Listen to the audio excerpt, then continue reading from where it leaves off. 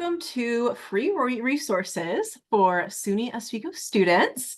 My name is Nora Covington, and we have Sarah Worley with us as well. So we'll be reviewing some resources, and this is a recording from August 28th, 2024. I'll be sharing my screen, and I'll pass it along to Sarah. Great, thanks, Nora. So we'll let you bring up that initial screen. Great. Well, welcome, guys, everybody. This is great. We're so happy to have you guys join us or review the recording that we're recording for you. We did want to get started with some basic CTS resources that we have on our website. Very simply accessed on our CTS website. If you go to software downloads, it will come up with a screen where it will provide more detailed instructions on how you can download these different resources. First off, starting with something very important that all students should have on their computers is the Microsoft 365. This is something that's free. Not everybody knows about that. And so if you weren't necessarily attuned to it in the orientation and did not receive that information, definitely take advantage of this. You can save yourself, hundreds of dollars by not having to purchase it on your own, accessing programs and software like Word, PowerPoint, Excel. These are things that you guys are using on a daily basis. So definitely take advantage of that. Certainly with any of these resources, if you're having any difficulty downloading them on your computers or devices, please contact CTS directly. They can be emailed, they can be reached via telephone, and quite often, a lot of times they can remote into your computer and help you troubleshoot problems that you might be facing. I know on a regular basis, it seems like something might be simple. I might encounter a problem and can't figure it out, and it's just very easy for them to walk through those steps. So definitely take advantage of that. Depending on the major that you're focusing in and majoring in, there are some resources on this list that are going to be applicable to you and some that certainly won't. If you would like any further information, again, there's more detailed descriptions of all of these on the CTS website. We will also be sharing this PowerPoint out with you that will have links to these sites as well. ChemDraw, which is the chemical drawing program for some of the on-campus adult learners. Draft Builder, breaking down the writing process and helping you to write essays. That's a really nice one that could be applicable to any major. Mathematica, helping you to develop workflows and complete solutions. Depending on what level math you're taking, that could definitely be something that you want to tap into. Minitab, which is a mathematical statistics assistance program. Again, depending on if you're taking a stats course and what advanced level, that could be a resource that you may be required to download and access, or it just may be an additional resource for you. Solo, which is an accommodation assistance resource, things like text reader, graphic organizer. So if you receive accommodations in any of your courses, whether they be online or on campus, definitely, talk to somebody from our academic resources office that can help you with your accommodations, but also you can talk to your advisor, or you can talk directly to CTS about getting that downloaded on your device. And SPSS, I know for some programs and courses that I advise for, the Intro to Statistics class does require this course. So many of you that may be required to take that class will need to download that program and use it on a regular basis. So that is definitely a free resource for those courses. Moving on to some campus resources. So these are some pieces. Some of them might be just applicable to online students, and we tried to identify that here on this slide, and some of them might be more focused on adult learners or students in general on campus. The adult learner is something that is more defined by how you self-identify.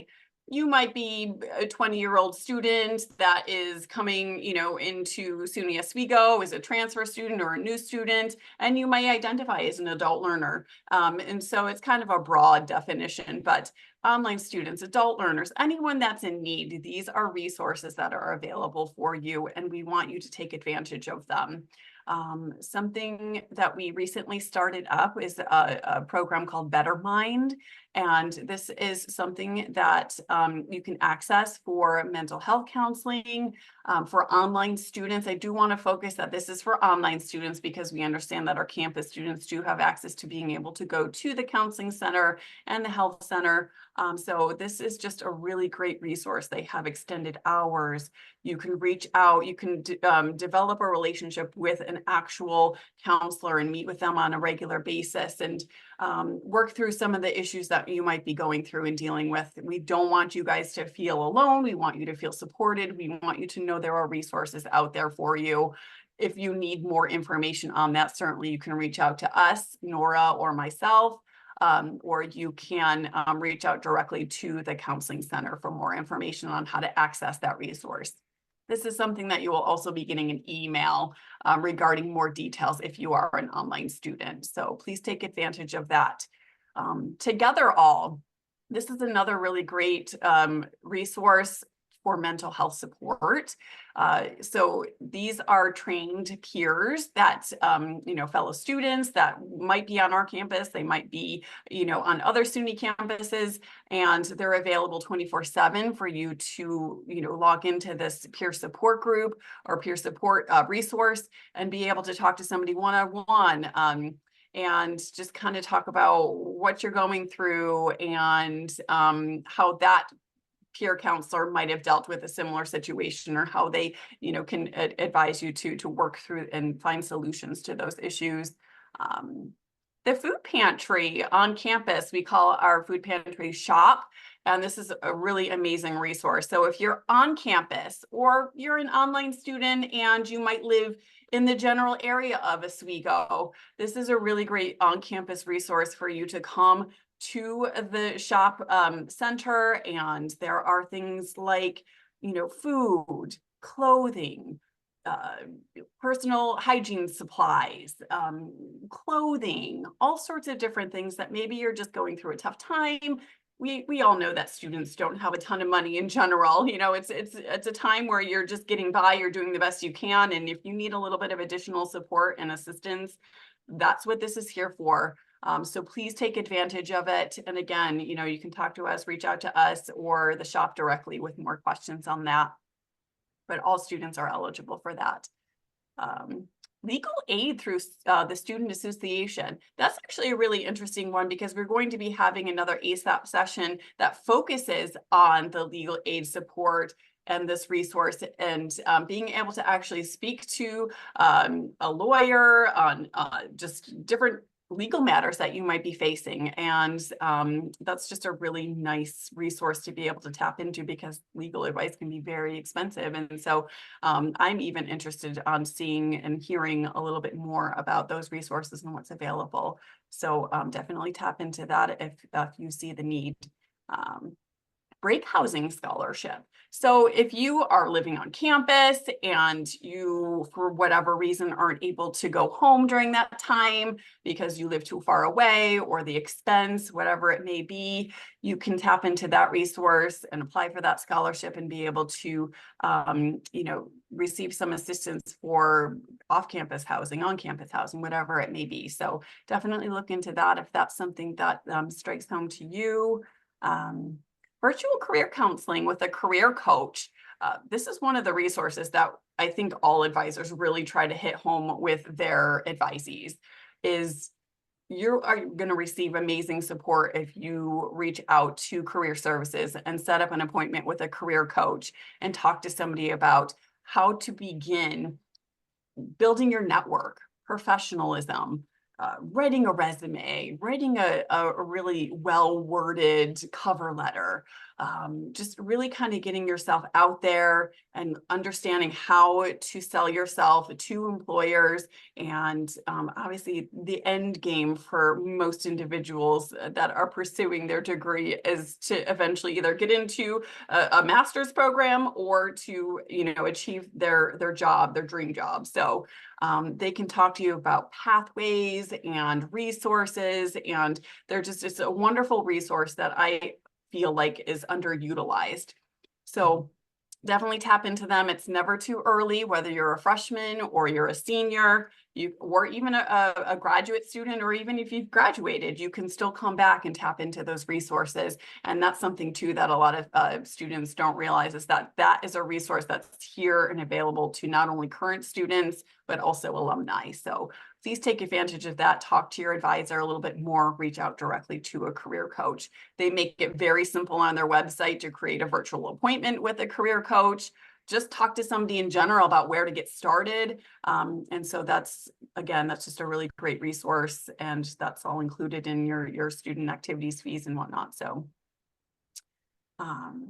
there are career coaches, I think Nora was pointing out there, for a variety of different areas. So if you're business focused, there's going to be a career coach that is really well versed in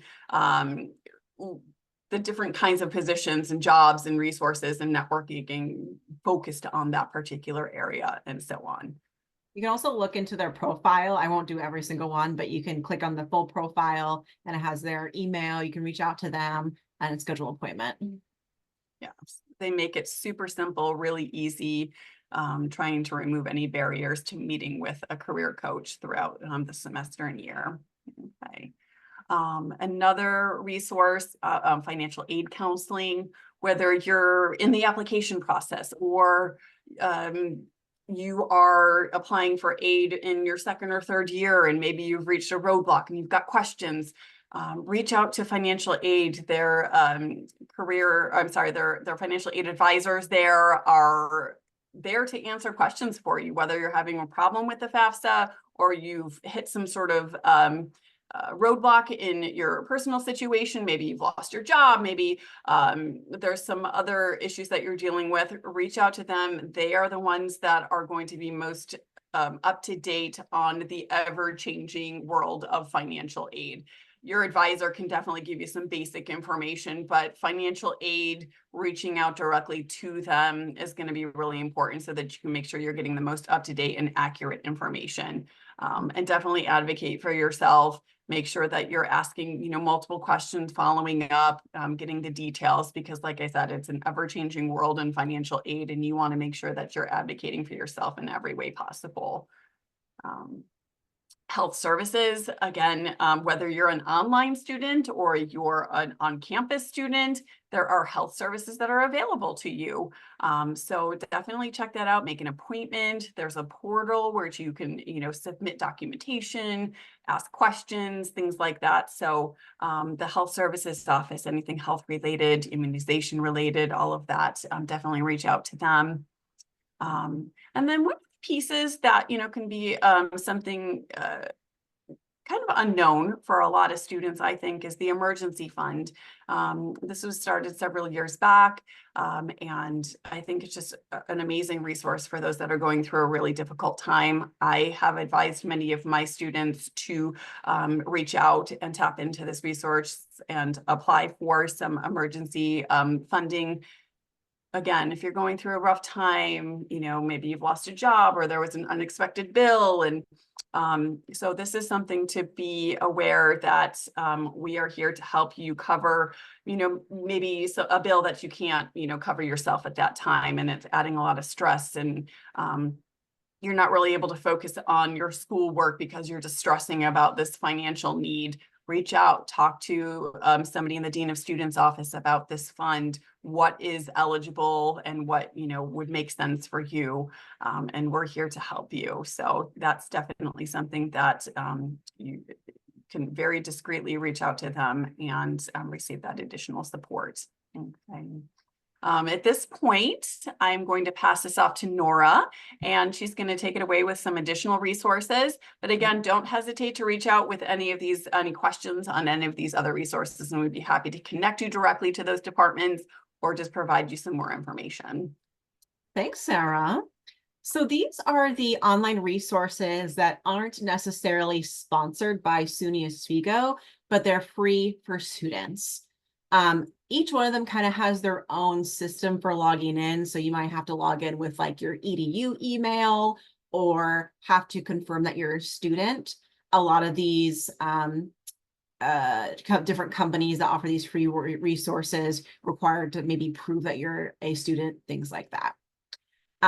So first of all, LinkedIn Learning, I feel like this is often underutilized. I didn't link to it because I would go to my profile, but you can go onto LinkedIn Learning, your profile, and there's usually a tab that says LinkedIn Learning. Some of it's like certifications, sometimes it will be a training program, things like that. So it's a great resource. For MIT, there is some open courses.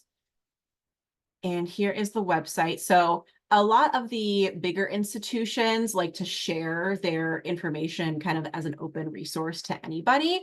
So it's really cool that you can search. Maybe you're struggling with math, maybe struggling with computer science or like programming. You can really just search it here and find what you're looking for. A lot of it's kind of like in micro learning. So it might be some like PDFs or might be like a short video.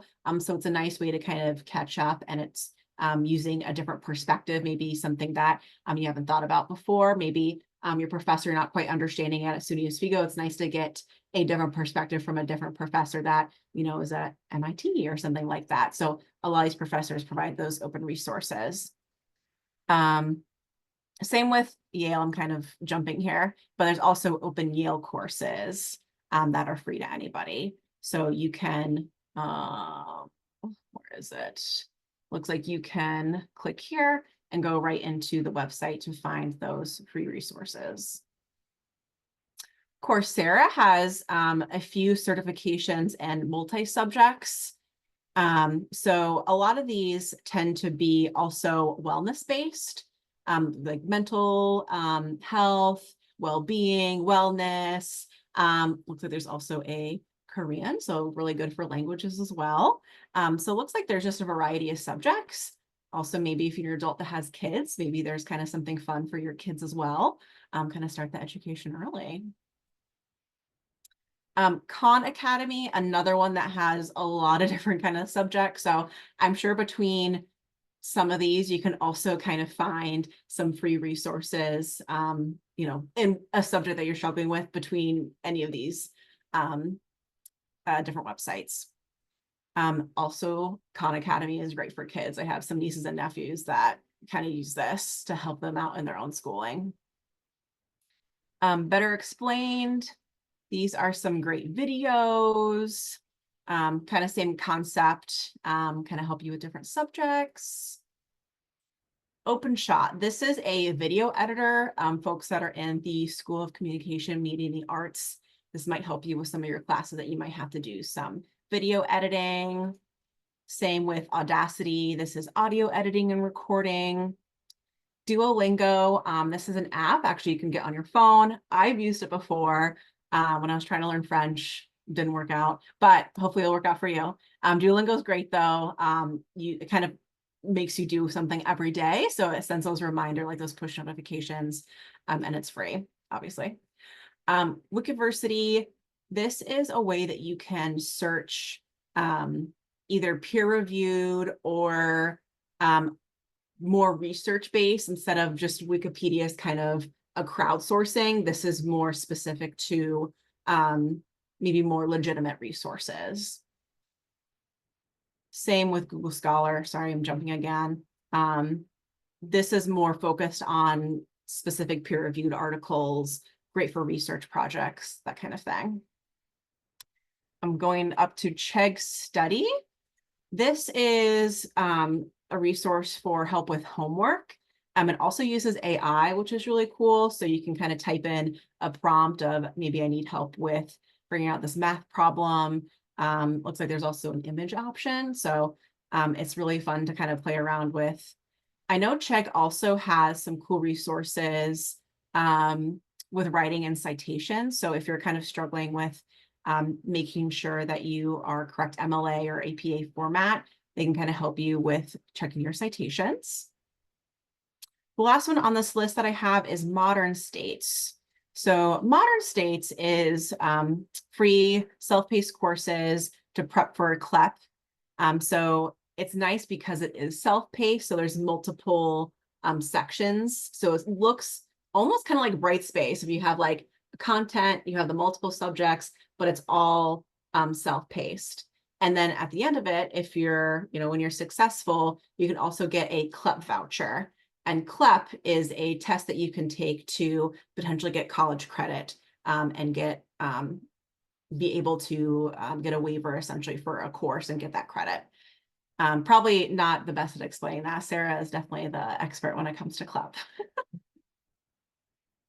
One thing that I failed to mention in our resources is also on Brightspace, our online tutoring through each subject. At the top tab of your Brightspace, there'll be a tab that says Thinking Storm, and that is online tutoring that is a third-party vendor that we actually work with through SUNY Oswego, and it kind of helps you with writing. You submit essays. They'll have access to give you back the essay. I believe it's within 24 hours with kind of suggestions, things like that.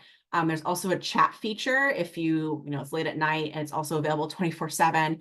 You can chat with a tutor and be able to get help even when it's 3 a.m. or something, or you're up with your kids. You never know. And then our last side is fun stuff, because I always feel like it's good to take advantage of your student ability to have access. So with the subscriptions, we have a few that I was able to find. I'm sure there's probably much more that I may not be aware of, but there's subscription discounts for Hulu, Spotify, HBO Max, Amazon Prime, Verizon, and then New York Times. For most of these, you have to use your EDU email. And again, like I mentioned at the beginning, you have to confirm that you're a student. It might just require you to do the email, might require you to upload, your student profile just so it can notice that you're a student. If you're not on campus, or if you're, somewhere else, not around the Oswego area, there might be some local museums that are applicable to you. So for example, when I was a student, I went to New York City, and a lot of them provided student discounts if I just showed my ID card. If you've never come to campus and you don't have an ID card, you can email dining and upload a picture to your student profile, and you can have an ID mailed to you. That way you can show your ID, get access maybe to local museums, events. Now I used to ask, okay, I'm a student. Now I ask, I'm an educator, is there any discounts? You never know, there might be.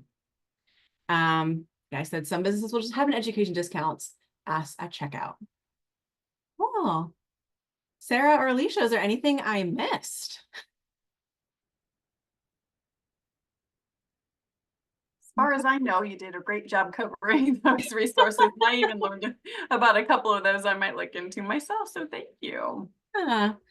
Well, I hope everyone enjoyed this presentation, and please reach out to your advisor if you have more questions. We're happy to connect you with somebody on campus or try to help you find the right person.